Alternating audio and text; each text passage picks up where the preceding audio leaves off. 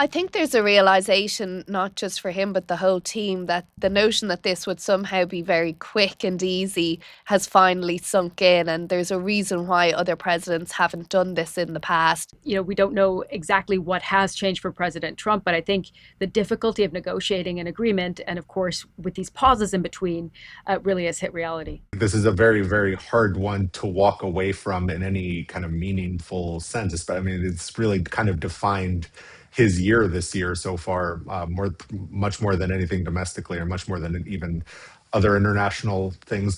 Capturing Maduro, for example. This is much, much bigger.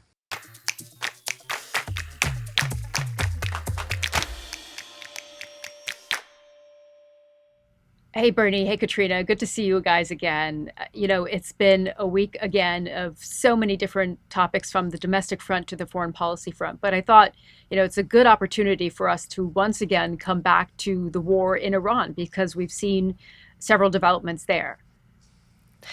Indeed, it's kind of like the nation took a pause to have a big birthday bash for the big 250, and suddenly it's back to business as usual, and we are again teetering on the edge of all out war with Iran once more. We saw those few nights of strikes again this week, didn't we, with the US and Iran exchanging strikes, nominally started because both sides are accusing each other of breaching the memorandum of understanding, the US saying that Iran had fired on commercial ships in the Strait of Hormuz, that everything comes back to the Strait of Hormuz.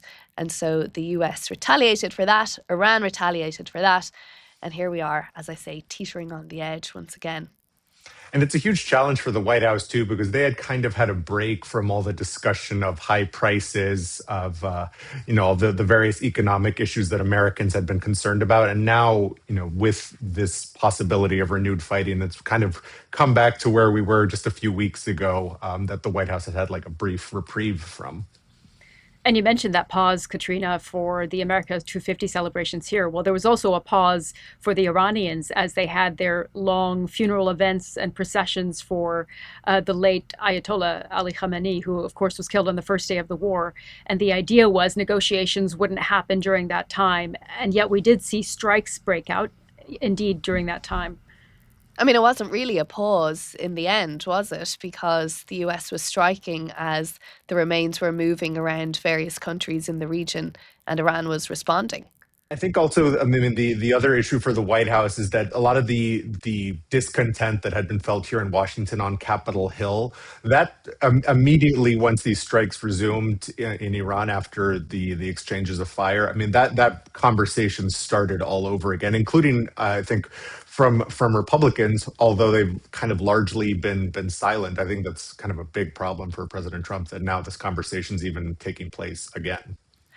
I think they've come in at a higher pitch as well than a couple of weeks ago. The Republicans I've been speaking to and those advising them are saying, we are now really angry. We've passed the 4 month mark to the midterms, and you are throwing back at us again, sort of a fresh iteration of the thing that we're hearing most about on the doorsteps, which is the war, but also the cost of living, the fuel prices, etc. President Trump had declared it all over, and now they're hearing all about it again. And I feel anyway, the ones I've been speaking to are a lot angrier and a lot more agitated than they were a few weeks ago. I think that includes President Trump. What stood out to me is during that press conference at that NATO summit in Turkey, he sounded angry when he said, well, they're scum, as he called the Iranian leadership. And he said the ceasefire, well, I think it's over. I mean, he did say that talks are continuing, but, notable that when a New York Times reporter asked him, a week or two ago, you said these were more reasonable people. Now you say they're scum. What's changed? He said, well, I've met them. I've spent some time with them. Of course, we don't know exactly what has changed for President Trump, but I think the difficulty of negotiating an agreement, and of course, with these pauses in between, really has hit reality.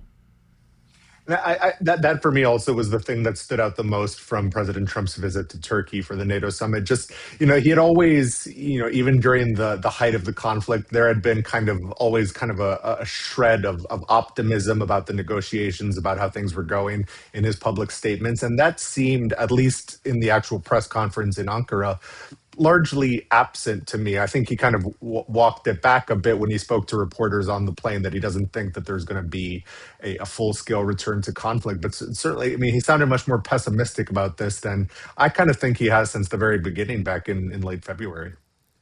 I think there's a realization, not just for him, but the whole team, that the notion that this would somehow be very quick and easy has finally sunk in. And there's a reason why other presidents haven't done this in the past and haven't even contemplated it without having an exit strategy.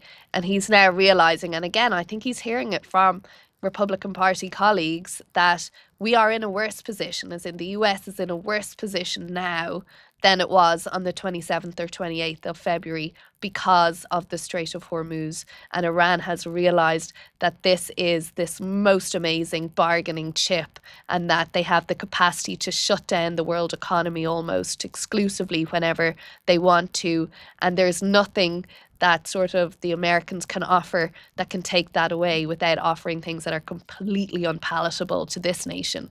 I think that's kind of the main question, because the nuclear issue, if you listen to President Trump, he kind of considers that solved, and now the only issue remaining is really the Strait of Hormuz, which wasn't in fact an issue until February 28th when the U.S. began striking Iran. And I think if this escalates further or heads back towards kind of a full-scale resumption of hostilities, that's a giant question that the White House will have to answer, because now they're solving a problem that didn't exist until Operation Epic Fury began.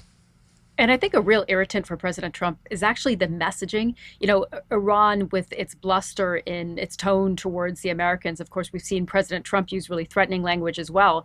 But that was backed up by, again, those funeral events and the procession through Iran and Iraq for the late Supreme Leader.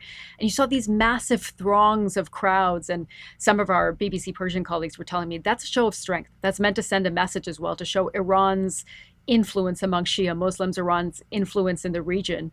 And, our correspondent, Lise Doucette, was on hand there. And of course, we have to say that these are either supporters of the regime or people who perhaps are worried about what the regime might say. Iran is not a free country where you can speak your mind. But regardless, those who are on hand were pretty defiant. And I wonder how that comes across to President Trump when he continues to believe that he's defeated Iran. It also called into he's very insistent that regime change has taken place because the first two tiers, as he puts it, of Iranian leadership are gone. But if anything, I think the last few weeks shows that the Iranian government is very much intact. I mean, it still has the ability to project force over the Strait of Hormuz, and it still has clearly very strong control domestically inside Iran. So I think President Trump's messaging on that rings hollow the more this happens. And you contrast the public imagery of those funeral processions. And as you say, Sumi, we can't assume that everyone there is there of their own free will, let's say. But you contrast that with the public view of this operation here in the US, which has never been in favor of Operation Epic Fury and has continued to sort of decline. The small percentage of people who were supporting it is just on the way down. So President Trump is seeing that what he's doing is deeply unpopular here. And in those public images, at least, it looks like a very different picture in Iran. And these various pauses and ceasefires and the talks about talks and memorandums of understanding that we've had so far seem to have given Iran a pause in which they've been able to regroup and adapt their strategy and so on in a way that we're not really seeing in the same way from the US, because they don't have anywhere to go to adopt their strategy short of an all-out war, which is deeply unpopular here and would be deeply unpopular amongst all of America's allies as well. I keep coming back to this word limbo because that's what it feels like we're in at this moment. There's an on again, off again ceasefire. There's a back and forth on a memorandum of understanding. There's talks about progress and negotiations. Of course, negotiations paused during that funeral procession, but progress with the Iranians and any messaging you hear from the Iranians is not what we're hearing in private. At least that's what the administration says.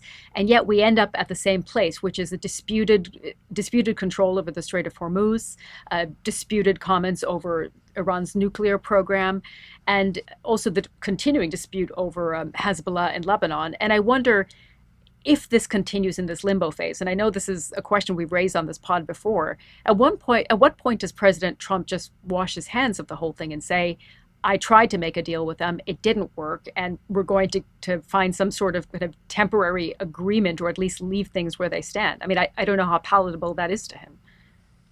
I'm not sure he really can wash his hands because I think this is ultimately the biggest foreign policy decision, certainly of this term and of last term. I think just in terms of the scale of it and the the potential transformation or the potential damage, depending on how you see it. I think this is a very, very hard one to walk away from in any kind of meaningful sense. But I mean, it's really kind of defined his year this year so far, much more than anything domestically, or much more than even other international things. Capturing Maduro, for example. This is much, much bigger. He slightly hinted that in one of the various public remarks that he made at the NATO summit when he said, I might just, well, words to the effect of, I might just wash my hands entirely of these talks and just finish the job. I mean, what does finish the job mean? Who knows, other than some very extreme military operation. And even at the end of a very extreme military operation, you're still facing into the prospect of some sort of diplomatic solution that would have to be found. America cannot be engaged for many, many years in Iran. There's no support for that whatsoever, and the justification for it would be questionable as well, I think.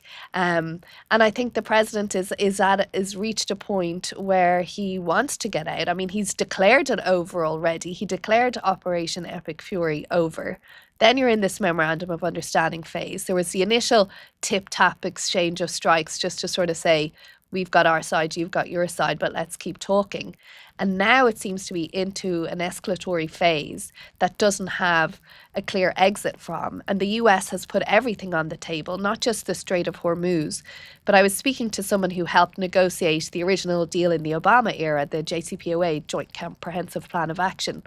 And he was saying, we didn't engage in a conversation about lifting sanctions until the end, and they were phased, and Iran had to agree to certain things before we lifted sanctions, and then they were only anyway related to nuclear programs, whereas this administration has put all sanctions being lifted on the table right at the beginning. So even from a negotiating point, they feel, or they appear to be, a little bit boxed in. What I found myself wondering as well is, how much will it matter in a few months? If we remain in a phase where there is not a hot kind of war taking place, there are these back and forth strikes here and there. It seems that the oil prices have somewhat stabilized. Of course, they're still higher than they were.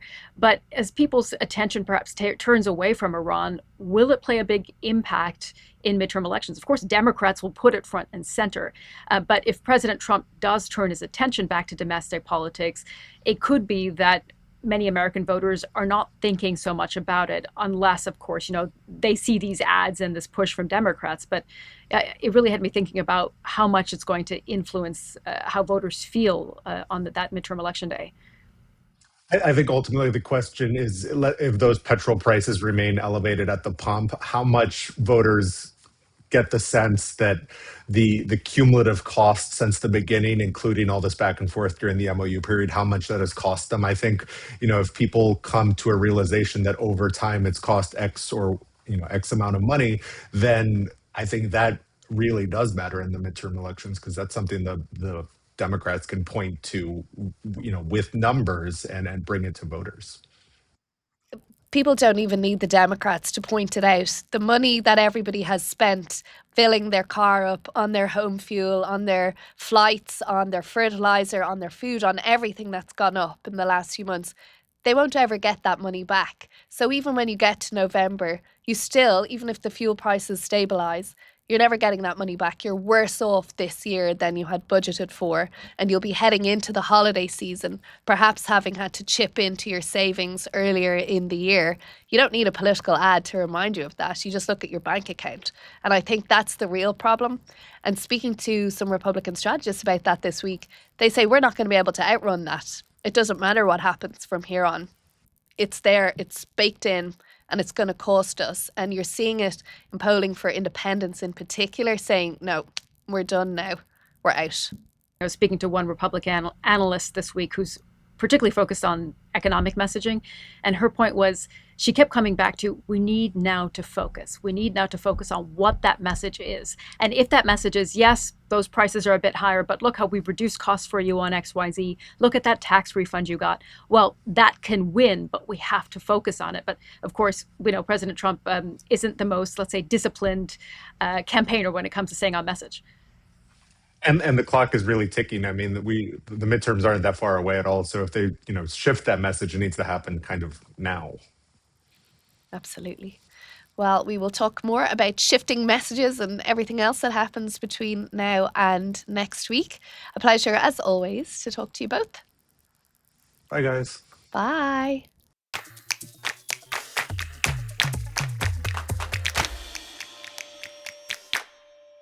If you enjoyed this episode of The President's Path, then like and subscribe to our YouTube channel. We would love to hear from you. So do leave us a comment below or email us on path@bbc.co.uk.